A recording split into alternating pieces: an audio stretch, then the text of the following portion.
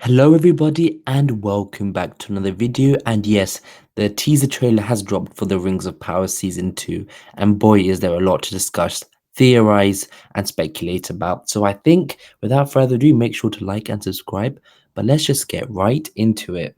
So of course we first start off with Halbrand returning to Mordor. We saw that at the end of season 1, but then things are interesting.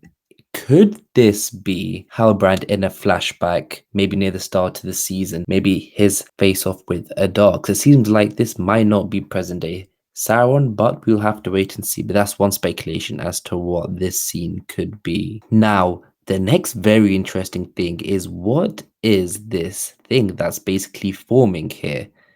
And one theory that's come past so far is that this is, in fact, in a way, Sauron, and this is his moment before he shapeshifts into Anatar, his elven form that we see later on in the trailer. But of course, does that make sense? Of course, he's a Maya's body spirit, but I guess it could work. Maybe this is a physical way to show how Sauron shapeshifts into his Anatar form. But moving on, we finally have a look at Galadriel, Elrond, and to our right, Callum Lynch as an elven character. Of course, many thought he would be playing Celeborn, but that ended up not being the case. And also, if you can look back here, you also see the Selena Lowe elven character.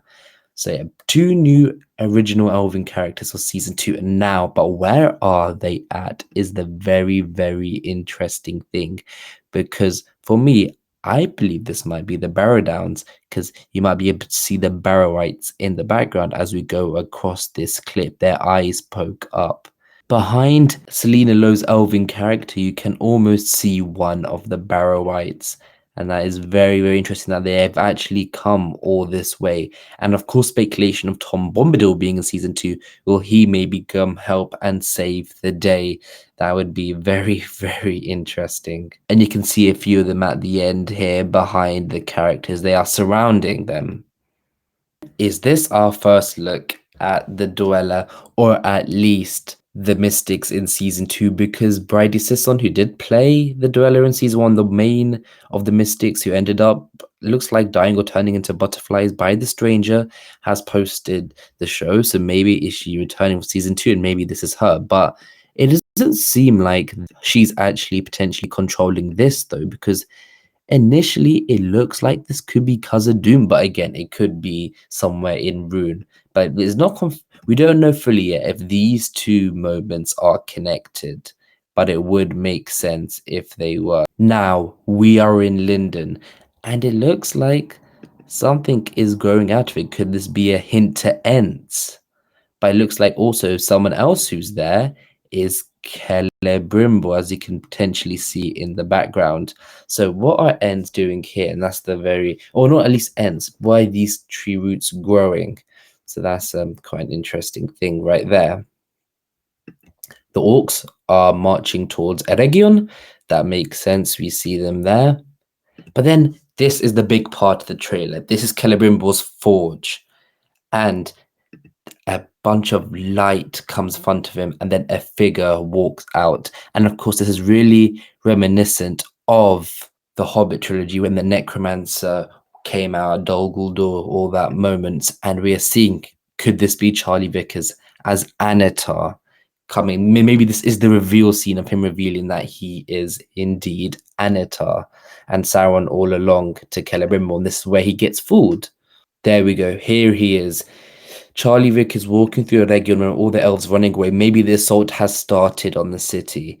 And of course, the show is coming out August 29th. But an interesting thing about him here. So it looks like he has brown hair, or I know somebody said, could this be his red hair, chestnut hair? But it is interesting. But he is going to be the Anatar form. And he's in that black and gold costume, just like we'd mentioned in our scoops.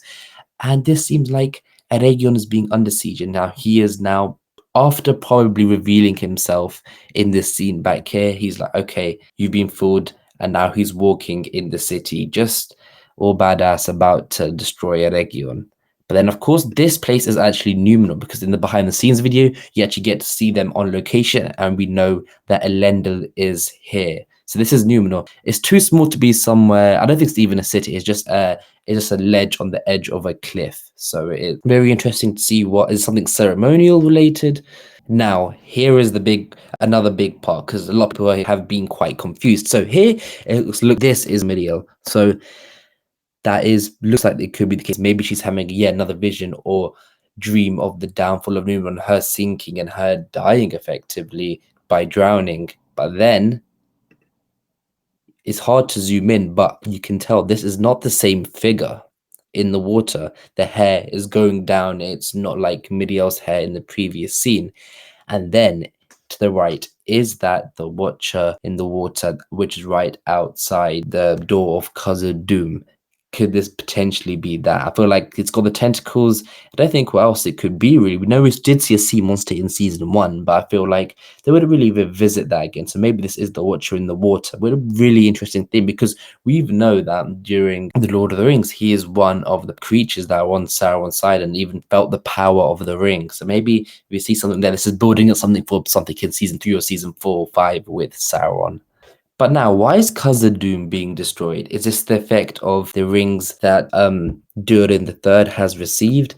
The mine shaft utterly collapses here, and it's very interesting to see why this would be the case. And there seems to be a lot of tension going on in Khazad-dûm. Lots of tension. See Sophia Novetti, there's Disa, and potentially people even mentioned the Balrog, but it's unlikely this is the Balrog because he wouldn't have left his lair as of yet, right at the bottom in the pits of Khazad-dûm. But we shall have to wait and see. So Elendil is a bit of a problem here. One of our scoops is that he does end up actually leaving the city after episode 5, the ending of episode 5, because he is fed up. And maybe this is a big political battle happening between Faithful versus the Kingsmen that he got himself stuck in the middle of.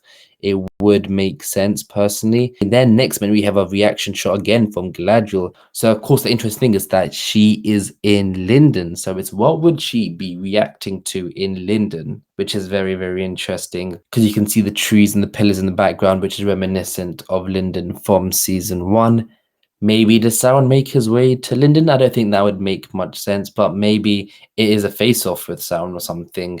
We'll have to wait and see. Of course, bind them part from the ring poem. Then we get to see the full of Eregion there, and you can already tell already how the siege is going to end up potentially being, because they have to cross this massive bit of water, the orcs. Then we get the 3 elven rings. One's given, you can see Gil-galad right there, you could see Galadriel right there, but who is the third one? The third one makes sense is Círdan, because he does end up receiving one of the rings, and that ring ends up being given to Gandalf later on in the story of Tolkien's Legendarium. So does it make sense? This is technically our first look at Círdan. So this seems to be the linden trees, and they seem to be growing, and you can actually see linden like beaming up a bit, because we know in season 1 that the trees are getting poisoned, everything was almost decaying and dying. And there's an interesting link between maybe them, Gil-galad, and these elves receiving the elven rings. This is making linden grow again. Look, you're seeing the leaves grow almost in a sense. And we know that in Lorien, when Galadriel goes there, she helps build a lot of it through the power of the ring. So are we seeing the effects of 3 elven rings straight away by making the leaves go from green to orange, as you can see here, as we just repeated here? They are going from green to orange. Then, of course, the big part, during the third receiving one of the rings of power. But then, how does he receive it? Who's giving it to him? Is it the Charlie Vickers Anatar form?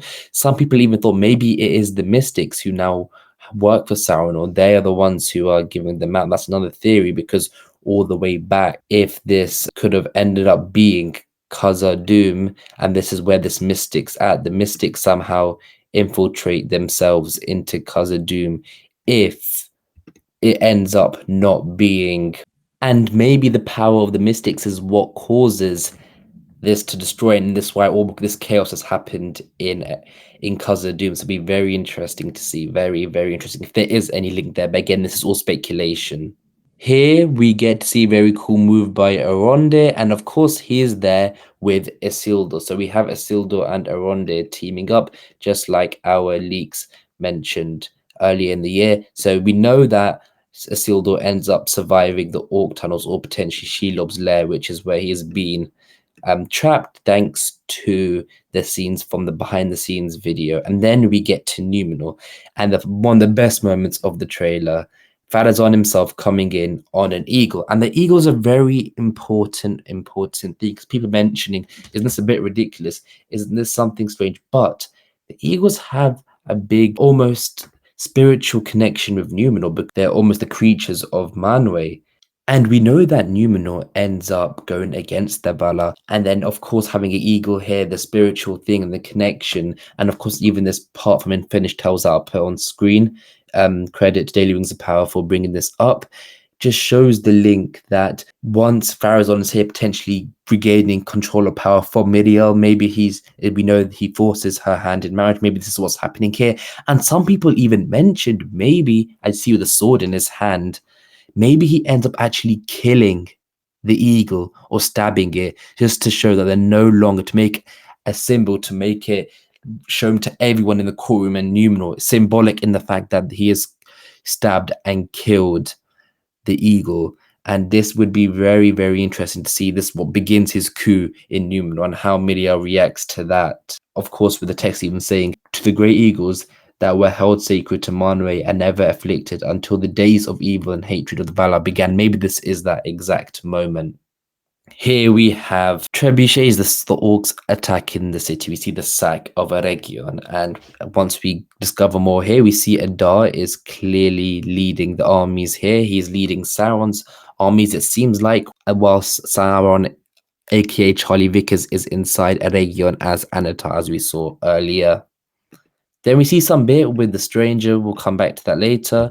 But then we see, of course, it looks like Galadriel is in that battle in the sack of Region. Her and Elrond, we see some cool, really cool moments here of them fighting off against each other, and him even leading the battle. So we know Elrond is a commander in season 2. Maybe that's him at the front right there. And then if you count the number of rings here, it counts to 9. So maybe this is the creation of the 9 rings of men by Celebrimbor and of course Anatar. So yeah, 9 rings as you can picture there, and of course they go to the men of Middle-earth, and we maybe might see some of these men, and maybe one of the people that does end up getting one of the rings of men is this fella right here, Theo. So yeah, that's very interesting to see if that ends up happening. But as we go forward in the trailer, again, we skip past the rune stuff. We've got everyone leading the battle charge, the 9 rings of men. Then another big part hit Charlie Vickers as Anatar in his golden and black armor. And the most important thing here is it looks like it's at the steps, or maybe at the house of the great Imardine, because we know Celebrimbor and Sauron have a face off right there. But we get to see some of Sauron's abilities. Look, we've got all the Eregion guards around him. He's being caught, etc. But then you see a smirk here and power, and then of course it's not linked to this explosion here, which we'll get back to, but we are seeing the powers of Sauron right here. And another interesting thing I'd like to put to you guys to see, if you can see in the corner Celebrimbor right there, who is really injured, and he's on the steps, again the steps of the house of Undyne. This is what we're seeing here. His left hand is gone, it's being cut off, he's holding on to it. Where has his left hand gone? Has this happened while he was 40 rings? Maybe Sauron did something, and it's going to be interesting to see how that gets explained, or how that even came to happen. Next up, we get an explosion here, and we get to see, let's play it out here, and this is of course Durnost, and probably from the flashback, and we see how Durnost gets created, because it maybe even links to the first part of the trailer when we see Charlie Vickers, and it makes sense that maybe Sauron gets defeated, he gets done in some way by Adar, and this just results in this happening. So yeah, this is definitely the same from we saw on the start of season 1, where we saw Galadriel and company go to Durnost and go and find the cave troll, and they found out thousands of years later that Sauron had fled and left, and maybe we're going to see how he fled and left, and all the torturing that happened there as well. And then that's it. That's the trailer of The Rings of Power Season 2. And let us know what you think in the comments below. If you've missed anything, if there's something you caught as well. But overall, it was not a bad trailer in my opinion. it went through everything quite well. We got to see a focus on Sauron, which was very, very nice to see. And I feel like that was one of the most important things. We see a lot of, and it feels like they've just gone behind the secrecy stuff, because I feel like if this was season one, we would have seen a lot of the stuff that we're seeing here. And of course, some of the characters are looking great. The costumes are looking much, much better. I know there'll be a big debate around how Sauron, aka Charlie Bix, looks. Some love his hair, some feel like the wig doesn't look good, some really like him. But we'll have to just wait and see. Let us know in the comments below what you think. But we'll see you in the next video, which will be looking at the behind the scenes stuff, which has a lot of cool stuff in it. Namarie.